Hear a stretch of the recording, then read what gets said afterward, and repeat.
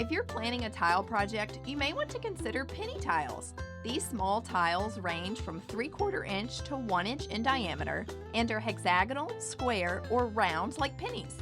The tiles are attached in a pattern to a fiberglass mesh backing that makes installation a breeze. Because they are so small, the tiles themselves rarely need to be cut. You simply cut the mesh backing at the dimension that you need.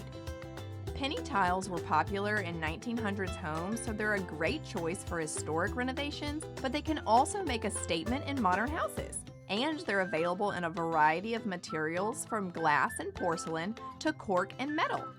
They're great for backsplashes, flooring, and even walls, and they're affordable, ranging from $3 to $10 per square foot. However, because there are more grout lines than larger tiles, a penny tile surface will require much more grout. But all of those tiles and the mix of tones creates a wonderful textured mosaic effect, and that intricate design adds instant impact and interest to any space.